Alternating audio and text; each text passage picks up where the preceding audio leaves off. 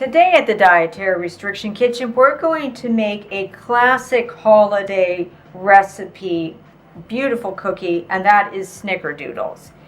They are fantastic, super easy to make, fun, smells amazingly wonderful of cinnamon, and they are gluten and dairy free in our version. So let's get started on that right now and have a lot of fun and fill the kitchen with the wonderful aroma of these amazing classic holiday cookies. Okay, so the first thing we're going to need to do is put together our sugar and cinnamon in a bowl. So I'm using sugar in the raw for this, but you can use regular white sugar as well. So I got that in there, and then the cinnamon in there. Okay, so we're just going to give that a little stir around, right? So it makes like cinnamon sugar, okay? That we're going to roll our bowls of dough in at the end before we bake off. So we just need to get that together and set aside that. Okay, so we're going to set that aside. Next, we are going to take our flour. It's already measured off. It's gluten-free 1-to-1 flour blend. So we're going to put that in a bowl, okay, along with some salt and some cream of tartar, okay. Salt, cream of tartar, and baking soda. So that's what that is in there.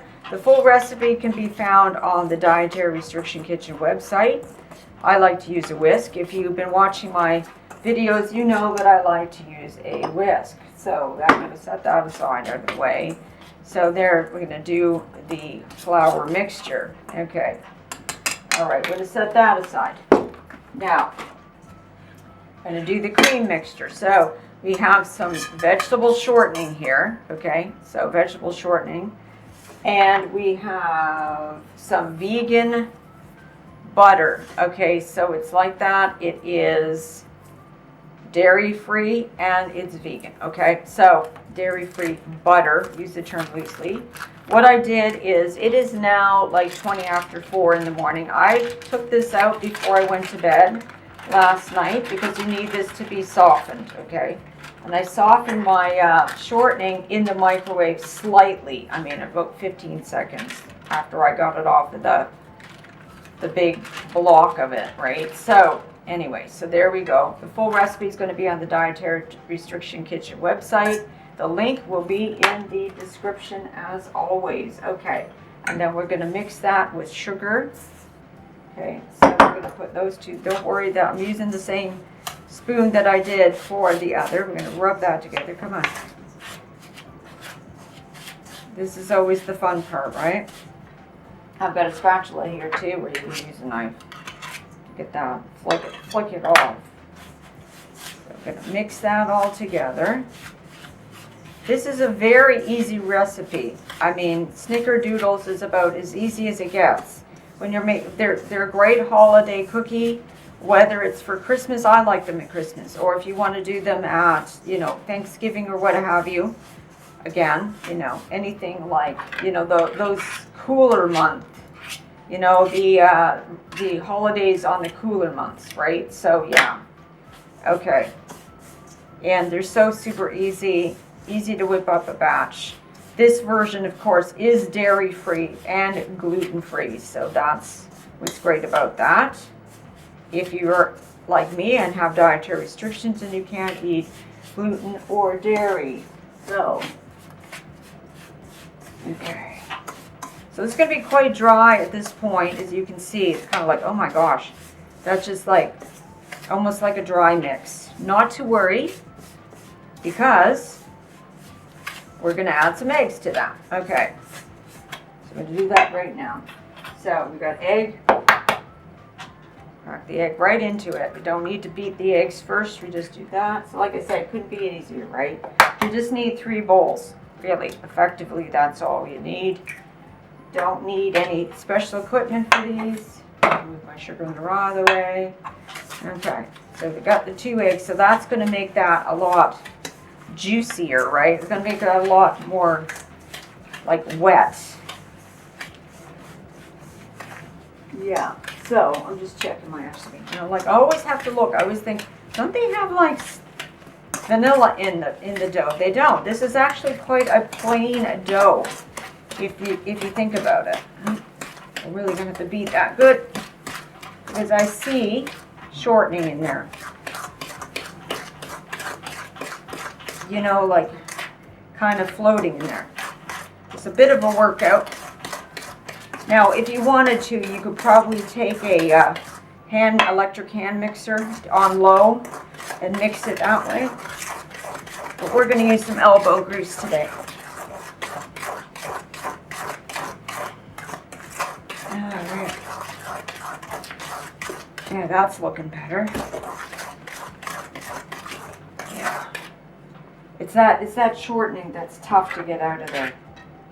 You know, tough to incorporate it. But that's kind of good that it's a different color than the dairy-free butter, because that way, too, you can see if it needs to be mixed more, right? All right, so that's looking pretty creamed up. Okay, so at this point, we are going to add our flour mixture. Just dump it right in there, just the whole thing. Don't need to get special with that at all. Okay. Just gonna do that. Oh my gosh. So this is a very plain dough. At this point, like, this doesn't have its own flavor or anything. All the flavor comes from the outside, you know, like your cinnamon sugar on the outside. You know, it's actually quite a plain dough. I'm gonna probably get my hands in here in a minute. Yeah, you know me. If you've been watching my videos at all, you know that I like to get in with my hands. And probably the easiest way to get this dough incorporated together and to really come together properly is to go in there with my hands. So that's what I'm going to do here in a second. Okay, enough of this.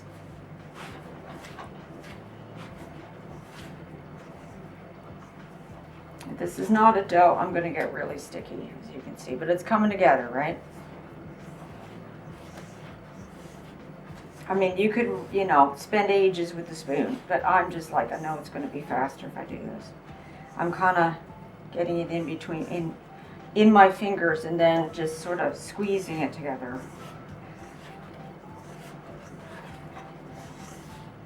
And getting that, any flour off the bottom. There we go. Sort of just squeezing it together. There we go. Woo! All right. One thing I don't think I have, I need to get a spoon out of the drawer, because the next stage, oh yeah, see, that's well incorporated now. See, and it'll like actually come off my fingers pretty well, look. So, okay, so I'm just gonna turn off the camera. We'll come back in a second. I'm gonna grab a spoon, and we are going to put the cookies together and then get them in the oven. All right, so got myself a spoon. Doesn't have to be a very big one. Here, let me see how I'm going to do this in front of the camera here. But anyway, we'll put that there for now. No, maybe not. Maybe do this. Okay, so just trying to think how I'm going to do this properly. Okay, so we're going to take a spoonful of the dough, right? I'm just going to put it in our hands. So we're going to this in our hands anyway. But yeah, and then we're going to drop it in the cinnamon sugar. Okay, and just coat it in the cinnamon sugar, right? And yeah, it's got a lot more cinnamon than that sugar is not staying on there very well. But anyway, here we go. You could use regular sugar as well. I don't really mind that because I find the dough is sweet enough. But if it's bothering you, use regular sugar, because it's just that sugar is bigger than the cinnamon. So we're like kind of getting this to be more cinnamony and less sugary, because the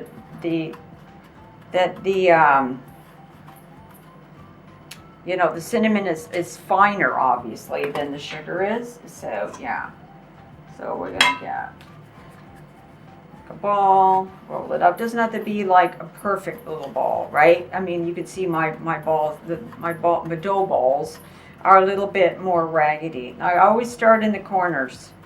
I have a parchment paper lined sheet. I always start in the corners, because the four corners, because that will hold down the the parchment paper nicely, right? So you start to kind of hold that down. Okay, I'll get in a production line here in a minute. I just want to do these 4, and then we're going to put more of them in the bowl at one time to put in the cinnamon sugars. So yeah, there we go. That one's really cinnamony. Okay, really full of cinnamon. Okay, here's what I'm going to do. Pinch off a little bit of that. If you get a little bit of cinnamon in with your dough like that, because you're, you know, dealing with your hands and doing it, don't worry, that's fine. Okay, you could measure, you could, if you had a kitchen scale that's, you know, like a digital one particularly, and you wanted to make them exactly the same size, you could measure off each thing of dough that you have, you know, each dough ball, to make sure they're exactly the same amount of weight in each one and all that. So look, I've got 4 of them in there. So I'm just gonna, you know, toss a couple at a time in there. Or you could just do 2 at a time in here. It's probably better, but yeah. And we can put 1 in between those. That's fine. I wouldn't overload. And the one other thing I would say is don't put more than 1 pan of cookies in the oven per rack, right? So in other words, like if you've got 2 racks in there, don't do, I just put 1 in at a time. Like what I'll do is I put 1 cookie sheet in at a time. I don't try to put 2 in. I don't put them side by side or anything like that. If you want the air in your oven to get around, that hot air to get in and around that whole pan, right? You don't, because if you have pans side by side too close, then what happens is you get some on the edges that cook me more quickly, some in the middle of the dough. I mean, it's very, so it's not worth it. And I don't like to put like 1 pan on top on 1 rack, and then on the bottom rack, let's say, which is closer to the heat at the bottom of the oven, and then have another rack near the top. And the reason why I don't like to do that is because then you're having to do 2 timings, right, in the same go, right? So I don't like that. Like, I mean, I like to just be able to put these in for the time, which will be 8 to 10 minutes, and then take them out, you know, and then do my next pan of them. So I do like I have a real, you know, sort of assembly line system. So while these are in the oven, I will make another pan of them and another cookie sheet full of them, and I just go assembly line, right? So, but this, you don't need to flatten those balls. That's going to go right, those dough balls can stay just like they are. It's going to go in the oven for 8 to 10 minutes. Keep an eye on them, but yeah, and then we're going to take them out and we're going to give them a shot. Okay, so these ones have been baking off for 8 minutes. I think they're underdone. I'm seeing a little bit, I know it's going to be very hard to see on camera, but a little bit of moisture in the cracking there.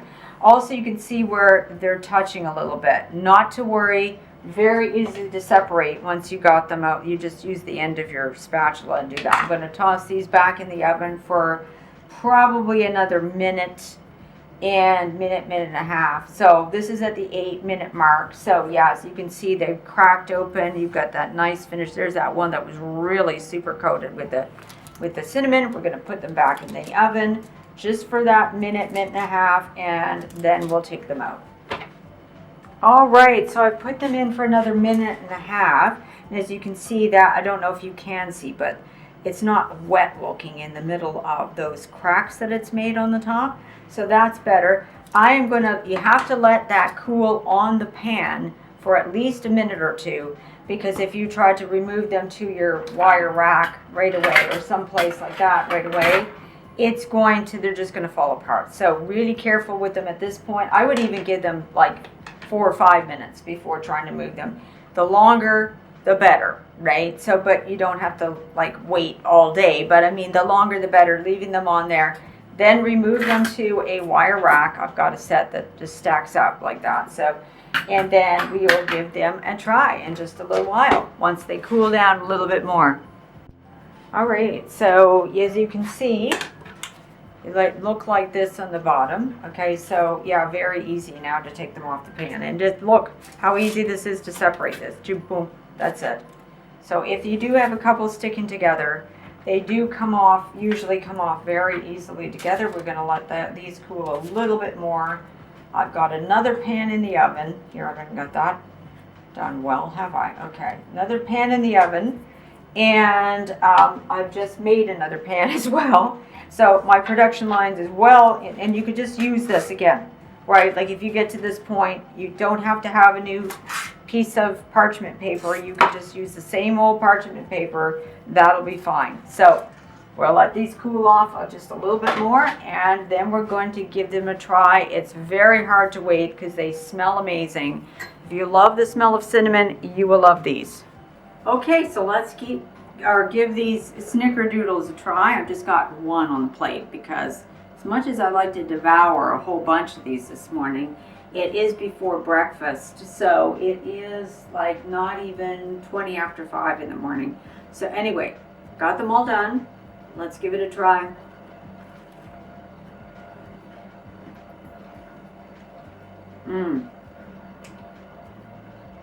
Cinnamon on the outside. It's crisp on the outside, but nice and soft on the inside. All the flavor comes from that coating on the outside. There's no flavoring on the inside. There's no vanilla, nothing like that. But boy, are they good. Just a classic. And completely gluten and dairy free. Come out beautiful. So if you're worried that making them gluten-free, dairy-free is not going to work, it's going to work fine. And nobody's going to know the difference. You could serve these to other people. They will not know that there's no gluten and dairy in these. So, you know, I really highly recommend that you give it a try. If you've been making snickerdoodles for years, but haven't let yourself do it because, you know, whatever, because of your dietary restrictions, but you're making them for other people, why not make them in a way that you can have them too, right? So if you have your dietary restrictions like me, there's no nuts in this as well. So there's nut-free, gluten-free, dairy-free, and yes, it does have eggs in it, right? A couple eggs though. So, but give them a try, and hope you have great holidays and have a lot of fun baking and cooking in your kitchen this holiday season. See you next time here at the Dietary Restriction Kitchen. Bye for now.